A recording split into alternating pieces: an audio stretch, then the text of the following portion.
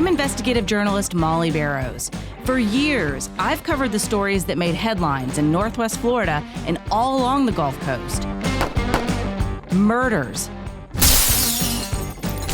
missing persons, and mysteries of all kinds.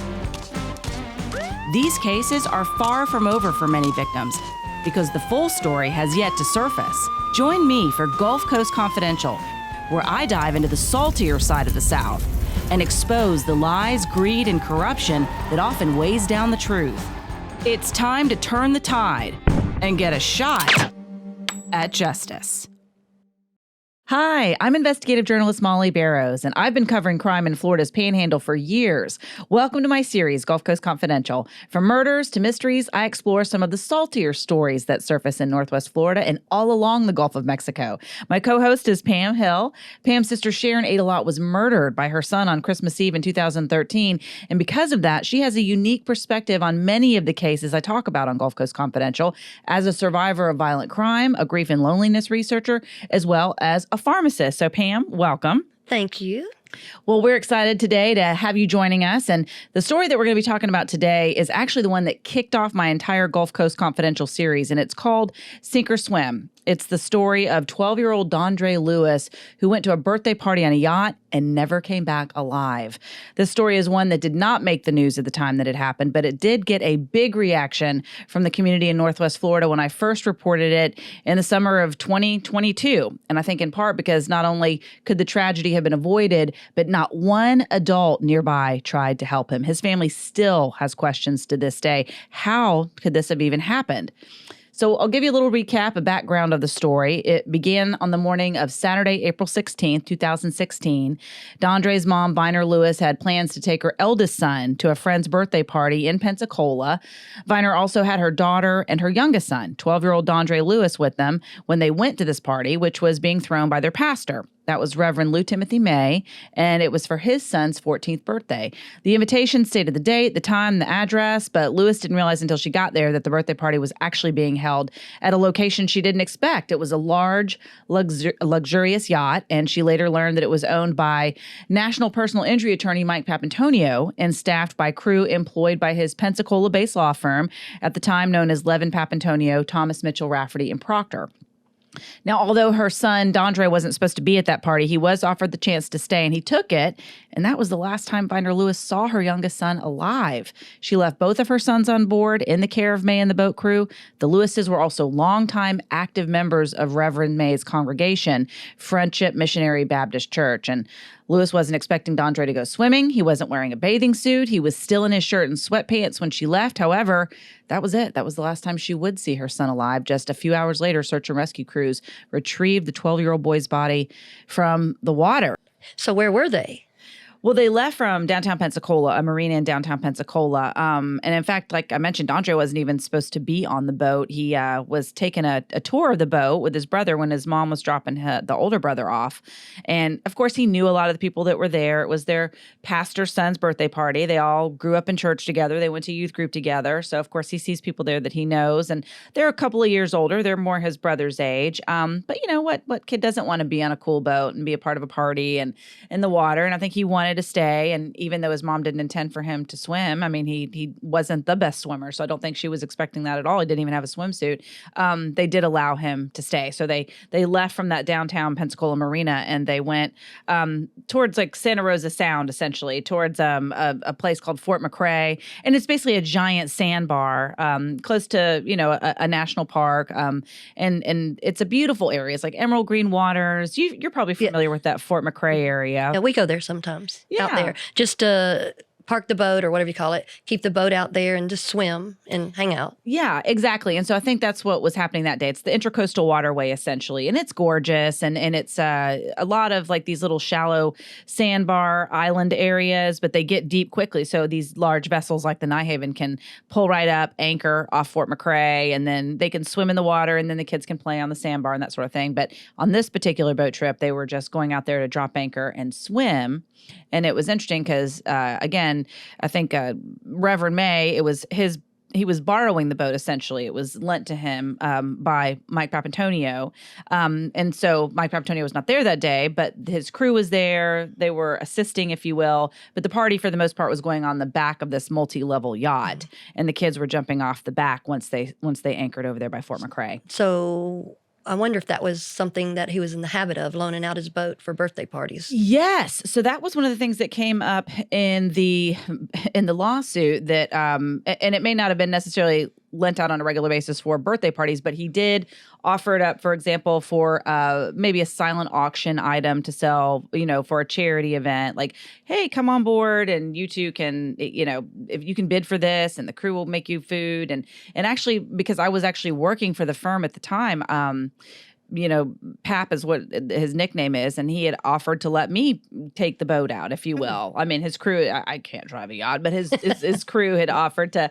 he had allowed me to bring some guests on. So I brought a couple of friends and we went out. So I think it was just his way of also using it as a way to say thank you to people. And he did, I think, offer it fairly regularly. And according to the lawsuit in this case, they do mention the fact that it was, the pastor was allowed to borrow it, if you will, and in part because he was trying to cultivate relationships for business purposes in the hopes that he would recommend clients for his personal injury firm. So it was sort of a way to do public relations or yes, and favors or all of the above, I would say, and it turned out that I think when they were digging into the lawsuit, they realized that some of the folks that were on the yacht, like I mentioned earlier, were also employed by his firm. Okay. So there was just a lot of crossover between him owning it as well as how the employees, were paid. The staff on the crew on the boat was paid. They were basically employees of the firm as well. So that was the firm's yacht, I guess? Yes. Maybe? So they used it for business purposes. Okay. All right. I would say as a simple way to put that. Sort of like taking someone out to eat, but quite extravagant. Yes, exactly. Yeah. And so I think that's what was happening this day. And there they were, close to the Alabama state line. Like I said, it was an area you're familiar with. Beautiful, popular with boaters, kayakers, that sort of thing. And all these kids were jumping off the back of the boat. As they were jumping, there's actually video, but I requested it through a public records request, but they no longer had it, which I thought was interesting. But they had all these other documents and papers and pictures, of his body, actually, which I never used in the case. I was surprised to have gotten those, but at any rate, they did provide a lot of information. When I did make that public information request for the Escambia Sheriff's Office report, as well as getting a copy of the wrongful death lawsuit. But they talked about how the kids were jumping off the back of the boat and how Reverend May was getting some video on his phone because it was his son's birthday. And as some of the kids were jumping, he was also singing happy birthday to his son. They were having hot dogs, eating cake. And you can see in this video, because I did see it at the time back in 2016 when it happened. I just couldn't get a copy of it. But I did see where Dondre, the kids are on the back of the boat. Tim and the other Reverend May, Tim May is what they call him, Tim, and they were up on a higher level, and you can see them down below, the kids jumping off one by one, but they would pop up, and then when Dondre went in, he didn't pop up, and nobody did anything. It was just like it was this non-event. And like nobody did anything. And nobody, even in somebody videoing, nobody did anything. Right, and nobody said, and again, they weren't necessarily videoed those kids. The purpose was more the party that was sort of going on at the same time, but you see it happen in the background, and you see like a couple of kids sort of look around, but nobody seemed, there was just not the sense of urgency. There was no sense of panic. There was no sense of, oh my gosh, let's stop what we're doing and look for this kid. It was just like, and the band played on. Exactly. Well, that's what I'm thinking about. Was there a lifeguard on board? There was no lifeguard. That was what was some of the information that came out in the wrongful death suit. There was no lifeguard on board. Apparently they weren't verifying whether or not all the kids could swim. And I think there was an assumption that they all could, because they all except for Dondre, they'd all been invited to a swim party, if you will. They knew they were going to be on a yacht. Viner didn't necessarily know that, but she basically brought her son and allowed him to stay. But again, she didn't think he was necessarily going to swim. So they had a line that was stretching out to let the kids grab onto it in case they had a little bit of trouble. But there were no adults in the water, no lifeguards on duty. Life vests weren't readily handy. If they were, there's no mention of it. And so according to witnesses, Dondre jumps off, even though he wasn't the strongest swimmer, her. I think there might have been a little bit of peer pressure. Apparently there was a girl there that he liked and everybody else is swimming. So I think he jumps in, and his brother was saying how he reached for the line, but he missed. And when he went under, he just never came back up. And I think people have this perception that sometimes when you drown, and that's not to say it isn't true, but like you go under, you come back up and you yell for help, almost like, you know, what we see in movies or cartoons. But most of the time when you have a drowning victim, they go under and they don't come back up because they don't know how to swim. It takes a certain amount of knowledge and propulsion to get yourself back up. Right. And he didn't have any of that. And it was about 13 feet of water. Well, that's disturbing to me, because I know even if I have a birthday party at my house with the bouncy house, somebody's going to be out there watching. Somebody's going to be counting children. I mean, even to the extent now that people almost have you sign a disclaimer when you come to their house for a party or something. Right. And those were some of the things that actually went through my mind because I thought about it at the time, you know, because I did know that the boat was regularly used for entertaining, whether the firm attorneys were on board or not. It was, you know, like I said, used for maybe fundraisers or charitable events or, you know, business purposes. And I wondered if there wasn't just a sense of this is just another day on the yacht for the crew. Right. You know, and maybe they got accustomed to letting guests do their own thing and they didn't necessarily keep a close eye on everything. But unfortunately, in this case, the crew didn't go in. Nobody with the party went in. The only person that was really, you know, according to the wrongful death lawsuit, that was really even paying attention was the brother, his older brother that was there. And basically he's there stuck on board watching this party continue, which I'll get to in just a second, while nobody's looking for his brother. And he's just staring at the water like, I can't imagine the trauma for that child. I can't either. And I can't imagine him not going and telling people, hey, what about my brother? I mean, they had attendance. And he did, I think. I'm pretty sure he Yes, did. yeah. But I mean, they had attendance to do the weenie roast and the cupcakes and stuff like that. I mean, heaven's sakes, there's a child that didn't come back up. And I mean, these are attorneys. These are not people that have just got a boat for the first time. Right. And you wonder why the crew didn't have more of a sense of urgency. Right. And according to the lawsuit, they basically said they didn't want to go in because they felt like the conditions were too rough and they were afraid they too might not come up, which is, I think that was especially painful talking to Dondre Lewis, you know, to hear that.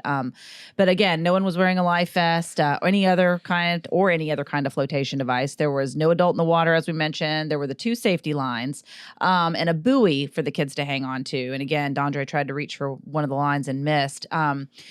And witnesses, including the older brother, told deputies that they last saw him wearing a black and blue swimming suit. So Viner always had questions of like, well, who lent that to him? Where did that come from? Because when I left him, he had sweatpants on. So they're, you know, but again, if this hadn't happened, I don't think anybody would have thought twice about him borrowing a bathing suit. But because she knew he was not the strongest swimmer, I don't think she was really expecting him to even want to get in the water.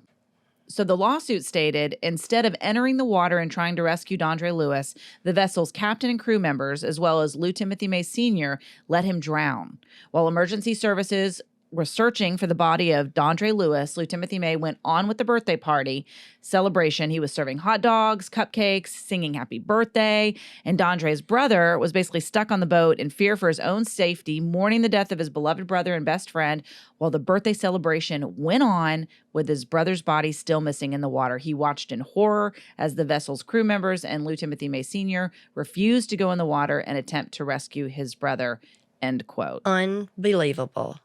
I can't even believe that. Just that makes me sick just listening to that. Well, and you put yourself in that position, and I just don't understand why, again, there was just no sense of urgency. And I think there's a good possibility that several of those people that were part of the party, the adults that were there with that party, didn't know how to swim that well. Well, I mean, and also that's not just regular people that don't know him. That's his pastor, it's congregants, it's this, that, and the other. And I just find it hard to believe that if you take out a yacht, you don't know how to do life-saving and you don't know how to swim strongly or you don't know how to send a flotation device out to get them.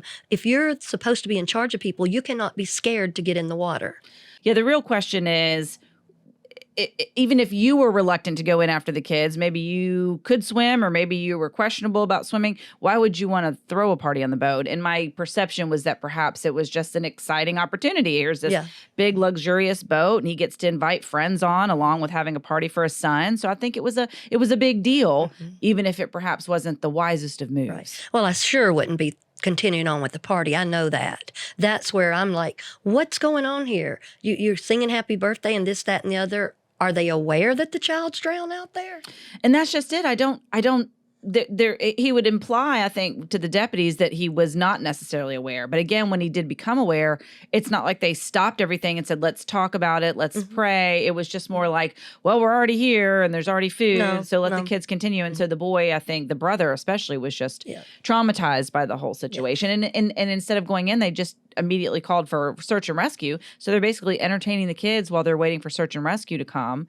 And it takes them a little while to get there. And many of the adults that were with Reverend May, invited guests to be on the boat, were actually down below playing cards. So even if those people could swim, they weren't there to participate in any kind of a search. And it just seemed like it was all very lackadaisical, for lack of a better word, that everybody was just sort of doing their own thing and nobody was paying as close of attention as perhaps they should have been. Well, I know how I am, even around a swimming pool. I don't go in the house. I stay out. I count the children, how many are out there. And like I said, even a trampoline party or taking people to Sky Zone or what have you, if you throw a party, you're responsible for the number of kids that came out to go back home. And I mean, especially if you're an attorney, you know that. Yeah. I mean, you can't just sit there and you just don't go off and do a birthday cake until all the children are up there. You count them if you have to. Well, very simple. Yes. It just seems like it doesn't, it boggles the mind. Yeah. And so when the dive team did show up, they actually found him not far from where he jumped in. And I think that broke his mom's heart as well, because she's like, gosh, if anybody had just jumped in, he was right there. But it was like 2.5 hours later is when they found him. And Viner met the crew at nearby NAS Pensacola. There's a place called Sherman's Cove, and it's aboard, Naval Air Station Pensacola, and that's where they gave her the tragic news. So she had just seen her son a few hours later, and now she's meeting deputies who are telling her he's gone, that he drowned. And so I think she was just full of questions. But adding to the confusion and the pain of it all was that he was with their beloved pastor. This was their church. They'd gone to this church for a long time. I think they were very involved. They brought their family every Sunday. They socialized. I think Robert's the father. I believe he was a deacon. They were all heavily involved. So I think there was just this sense of trust. I don't think it occurred to them that anything inappropriate had happened. I think it was just more, there was this terrible tragedy, and I think that's why it was several years. 2019 is when Viner filed the wrongful death suit, and I think it was because there was just this feeling of, this was a tragic accident and nobody meant for anything to happen. And I don't think anybody did mean for anything to happen. But I think when she learned the circumstances, that the band played on, that the party continued, that there was just a lot of basics that were neglected. No lifeguard, no flotation devices, no adult in the water. I think she was like, well, this shouldn't have happened for a lot of reasons, but now it's ruined my relationship with my pastor as well, because I don't trust him anymore. Right. Well, I know there's protocol and procedures when someone goes overboard. And it doesn't seem like any of that was implemented either. So, I mean, I can understand. I can't even imagine getting the news like a few hours later that your child drowned and you just sent them there in street clothes, no intention of swimming, and nobody came up and said, can he swim? Or that you would want to ask their parent, I would think. This is not making good sense to me.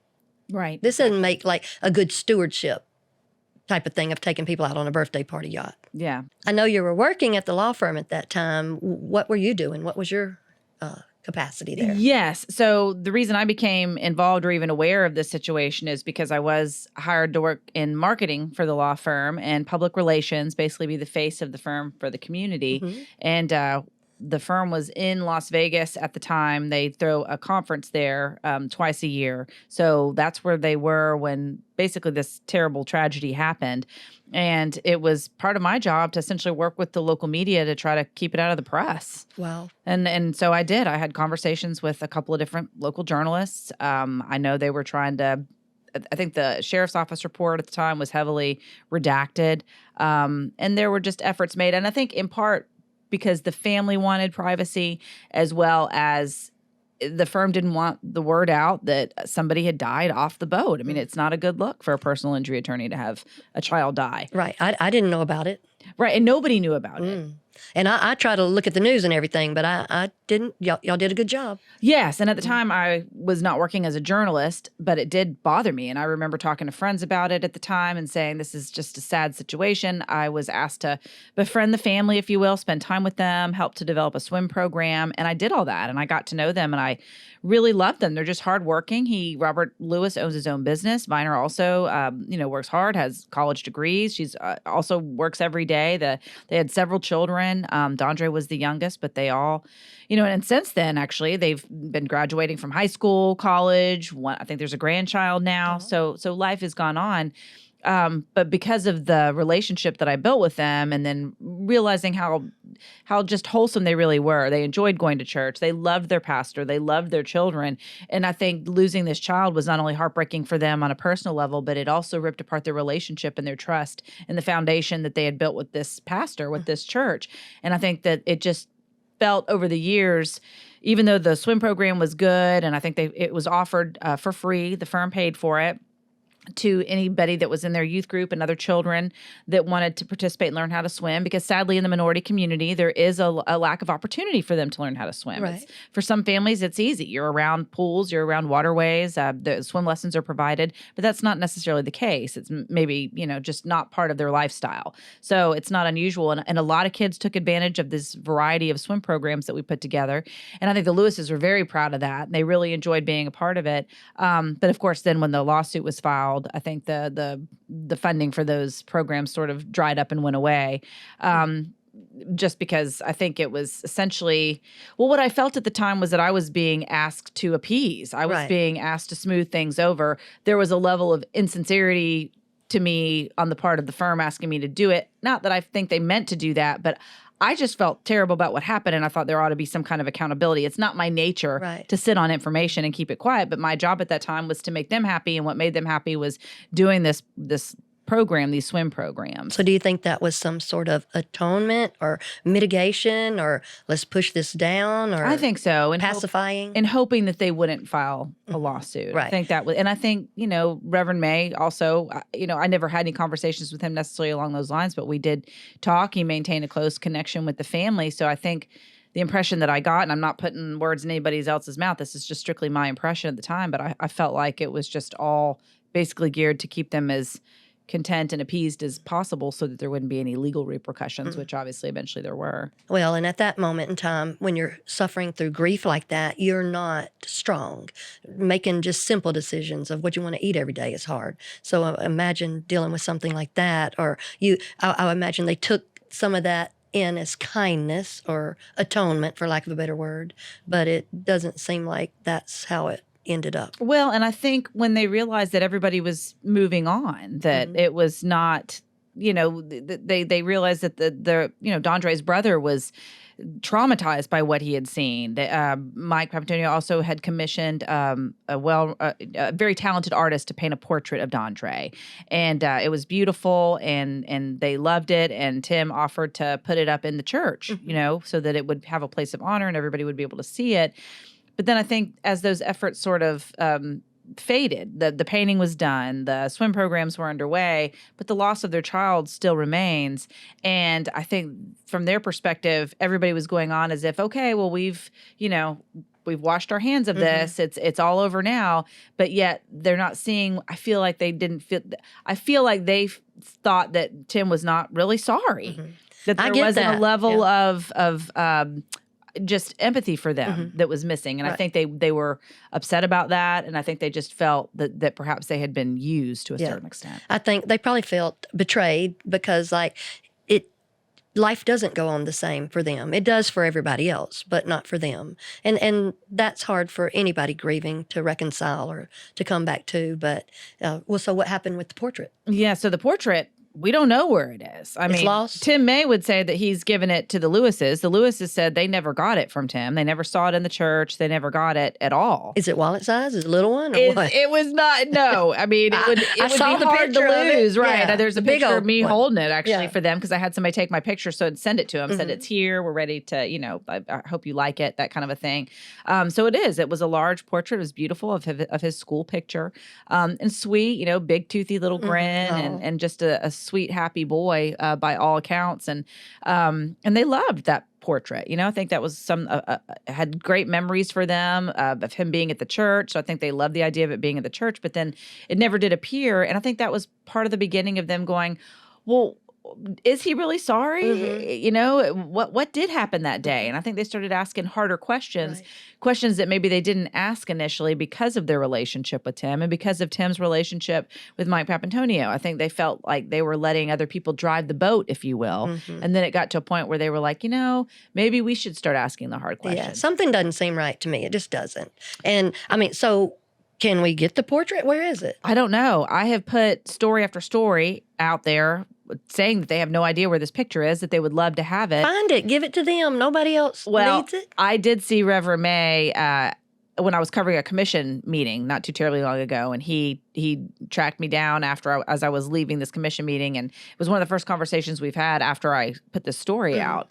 And I think he felt like I should have come to him and talked to him more about it. And I said, well, this was about the Lewises and what they had to say. Right. This was about what was in the reports, what was in the lawsuit. And I said, you have my phone number. You could have called me at any time. Well, the lawsuit went on too, and that was settled for undisclosed amounts. Yes. And so both Tim and Mike Papantonio settled. And I think it was, part of it was insurance from the boat. Part of it was homeowners insurance. And so, yes. Did they pay that out? Did they make that happen? As far as I know, but I think last time I talked to the Lewises about it, they were still waiting on part of the money. So we're looking for a portrait. We're looking for some money. Right. And I'll have to double check with them to see if that last amount's been paid. Okay. Because that was about a year ago when I asked. Something doesn't seem right. The whole thing just doesn't seem right. Well, why would you delay it at all? I know. Or why would you not give a portrait to a mother of her child? Just give it to her. Right. Or do another one. Yeah, exactly.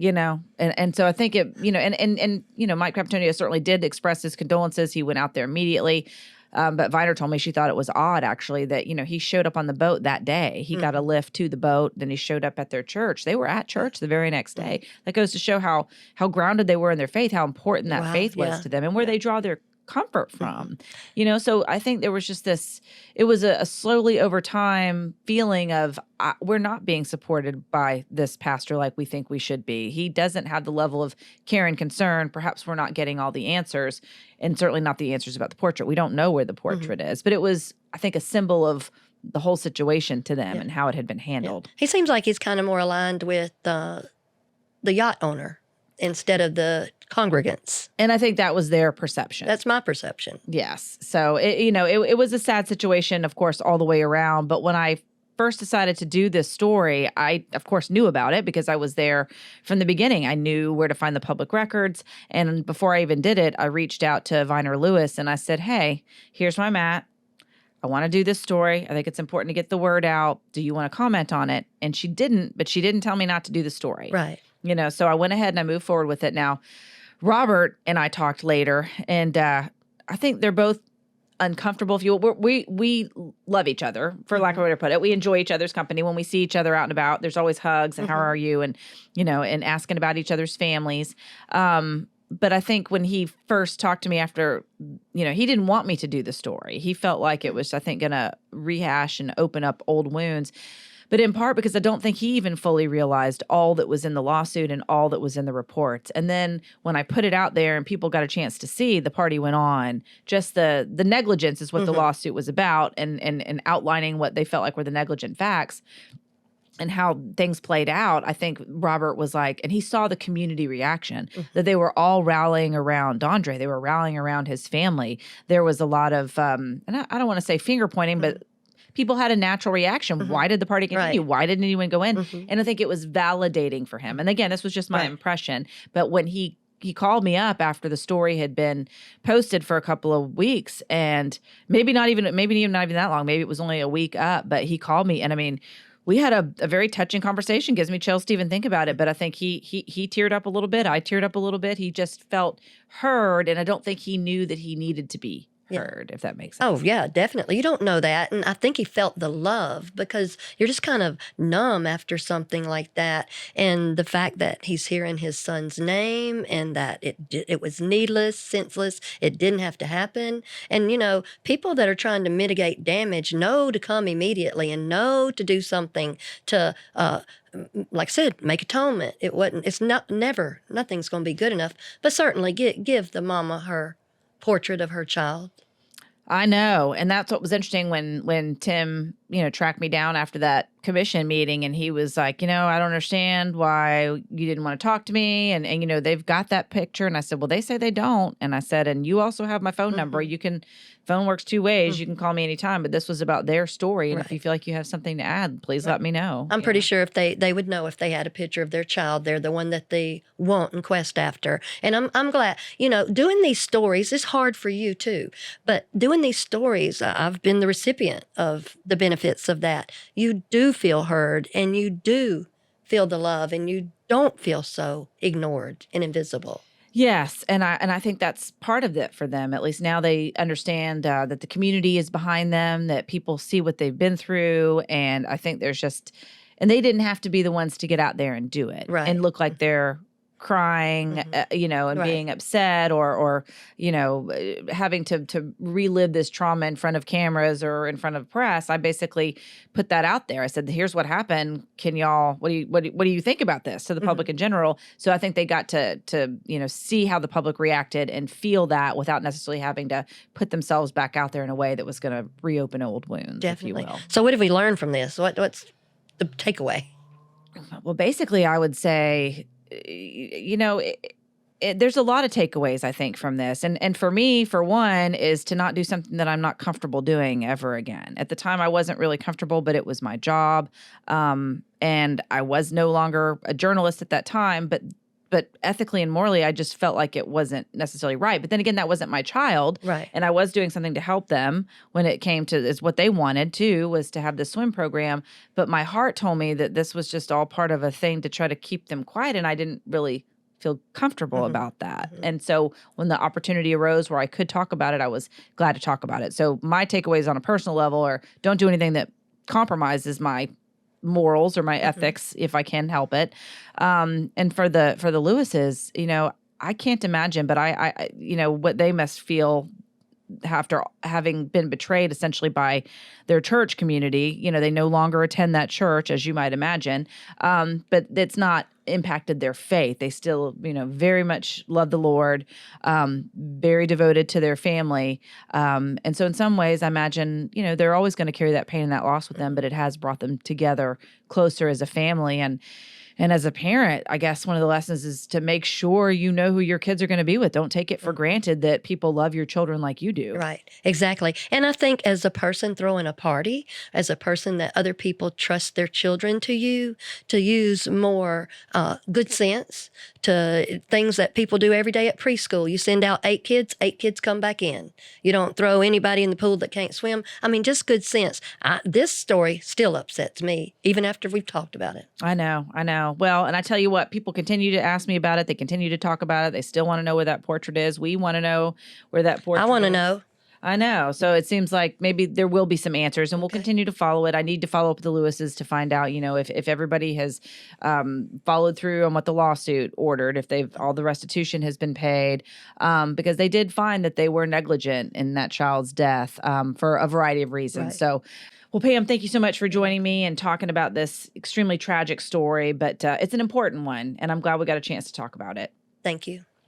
Well, and thank you for joining us for this episode of Gulf Coast Confidential Conversations. And you can check out our other stories on my YouTube channel, as well as wherever you listen to your favorite podcast. Thanks for joining us.